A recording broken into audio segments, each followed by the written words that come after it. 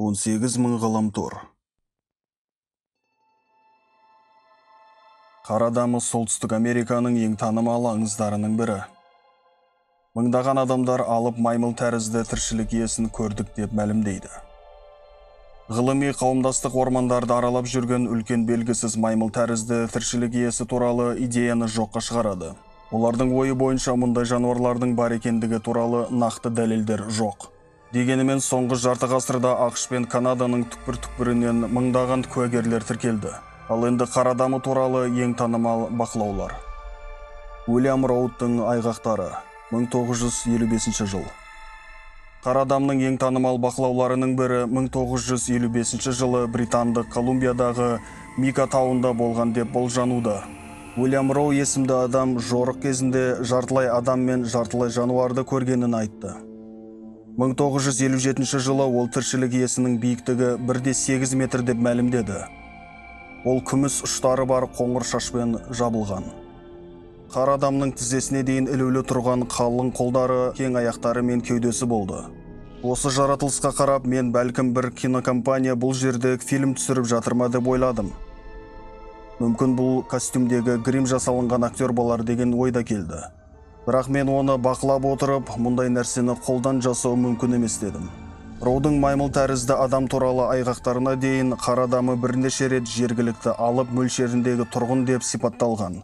Яғни әңгіме Американың байырғы тұрғындары үндістер туралы. Басқаша айтқанда, дәл 1955 жылы заманауи қар адамы идеясы пайда болды. Бірақ бұл термин кейінірек пайда болады. Ғалымдардың пікірінше, куәгерлердің айғақтары әрдайым сенімді бола бермейді. Сондықтан бұл және басқа бақылаулар сенімді дәлел деп саналмайды. 1924 жыл. Альберт Остамның ұрлануы. Барлаушы Альберт Остман 1924 жылы Британдық Колумбияның Тоба шығанағы маңында қар адамның отбасымен бір аптаға жуық уақыт өткіздім деп мәлімдейді. Остман жаратылыстың отбасында тұтқында болғанын мәлімдеді. Бірақ ол қарлы адамның әкесі Остманның шайнайтын темекісін жеп, ауырып қалғанда қашып үлгерді. Османның ұрлаушыларды сипаттау Роудың 1957 жылғы әңгімесіне ұқсас. Алайда куәгер кездесу 1924 жылы болғанын, оны 20 ғасырдың ортасына дейін жазбағанын мәлімдеді. Ол Роудың әңгімесін естігеннен кейін ғана осындай шешім қабылдады. Сондықтан ол оны шабыттандырған немесе әсерін тигізген болуы мүмкін. Патерсон Гемлин бейнесі, 1967 жыл. Қар адаммен ең танымал кездесу 1967 жылы камераға түсірілді. Патерсон Гемлин кадрлары бұл Калифорнияның солтүстік даласында қарлы әйел бейнеленген минуттық бейне. Кейінірек оған Пати деген лақап ат берілді. Қар адамның жақтаушылары бұл бейнені әлі күнге дейін жаратылыстың ең жақсы дәлелі деп санайды. Алайда ғылыми қауымдастық бұл белгілі бір костюм киген қарапайым адам деп санайды. Джеффри Мелдрам Айдахо мемлекет университетінің анатомия және антропология профессоры және қар адамы аңыз ғылымымен кездеседі кітабының авторы, бейненің қол жетімділігі мен қар адамының мазмұнын кеңінен қолдайтын санаулы ғалымдардың бірі. Ол Life Science фильмнің шынайы екеніне сенімді емес екенін, бірақ объектідегі сенімсіз жүріс туралы пікірді дұрыс емес деп санайтынын айтты. Дәлел ретінде ол Люсидің 3,2 миллион жылдық адамның көрнекті атасы ашылуын қабылдайды. Қалдықтарды зерттеу біздің маймыл тәрізді ата-бабаларымыздың түзу жүргенін көрсетті. Мелдрум атап өткендей анатомиялық ерекшеліктері пленкада көруге болады. Мысалы, бет пропорциялары ежелгі адамдармен сәйкес келеді. Мысалы, Парантропус буай бұл 2,3 миллионнан 1,2 миллион жыл бұрын өмір сүрген адам түрі. Бейнедегі тіршілік иесінің мөлшері шамамен биіктігі 1,8-ден 2,1 метрге дейін бағаланады. Алайда сарапшылардың көпшілігін бұл кадрлар сендірмейді.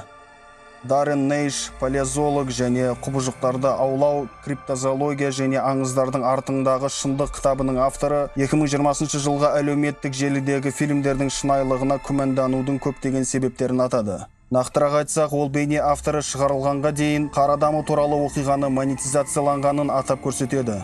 Бірақ ол Патидің терісі нағыз жануар сияқты жарқырап қозғалады, ал бұлшықет қозғалысы шынайы көрінеді деп қосады. Мұның барлығы бұл өте жақсы алдау екенін көрсетеді.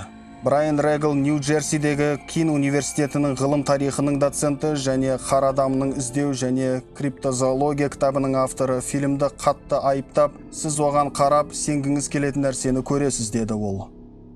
Прово каньонындағы кездесу, 2012 жыл.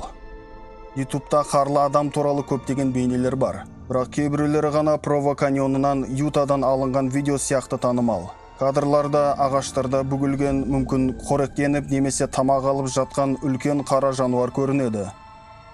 Камера жақындағаннан кейін үлкен тіршілік иесі бүгіліп тұрған жерінен екі аяққа тік тұрады.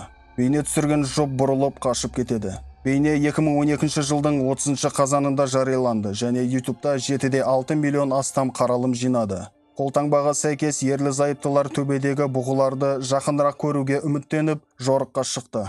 Видеоны жүктеген Бердкарт бейне сипаттамасында былай жазды. Құбыжық орнынан тұрып, бізге тіке қарағанша аю көрдік деп ойладық. Осыдан кейін біз көлікке қарай шатырды және қалған заттарды тастап жүгірдік. Ол әлі де сол жерде болса керек.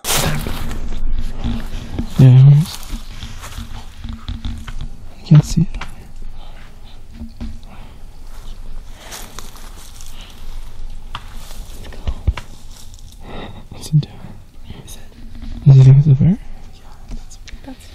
You think there's a bear up here next to the deer?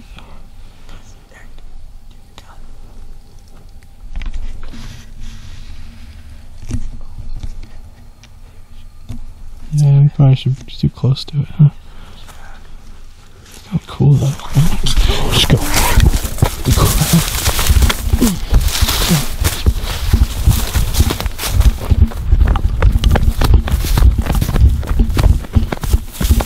Прово каньоны туралы бейне қысқа және сенімсіз. Юта табиғи тарих мұражайының омыртқалылар зоологиясының кураторы Эрик Рикард Fox News басылымына ғылым қара адамы осы штатта тұрады деген оқиғаны қолдамайтынын айтты. Ғалымдар байқамаған және бақылаушылар ылғи көретін ірі жануарлардың болу ықтималдығы қандай? Табиғат әлемінде көптеген белгісіз тіршілік иелері бар. Бірақ олар әлемнің қоныстаған аймақтарында жүгіретін алып маймылдарға ұқсамайды, деді ол. Жалған бейнелер. 2008-2012 жылдар. 2008 жылы екі адам Рик Дайер және Мэтью Уиттон оларда мұздатылған қара адам денесі бар деп мәлімдеді. Олар оны Джорджия штатының солтүстігінде орманда серуендеу кезінде таптық деп айтты. Олардың тарихы газеттердің бірінші беттерінде шықты. Бірақ дене горилланың резинке костюмы болып шықты. Осыған қарамастан Дайердің оқиғасы 2012 жылы Сан-Антонияда, Техас штатында тағы бір қара адамын атып тастағанын айтқан кезде қайта жаңалықтарға шықты. Қара адамның іздері. Қара адамның іздері бақылау деп саналмаса да, олар көбінесе қара адамы құбылысына қатысты айтылады. Тіпті қара адам атауы 1958 жылы Калифорнияның солтүстігінде Рей Уоллес есімді адам тапқан алып іздер туралы жалған болып көрінетін оқиғадан шыққан. Кейінірек оның балалары іздерді әкенің әзілі деп мәлімдеді. Алайда қарлы адамның бар екеніне сенетін ғалым көптеген бақылауларды растайтын нақты іздер бар деп мәлімдеді. Барлығы 300-ден астам. Ең қарапайым жауап оларды ғылым мойындамаған примат түрі қалдырды деп қорытындылады ол. Басқа ғылымдар ең болмағанда тіршілік иесінің денесін күтуде.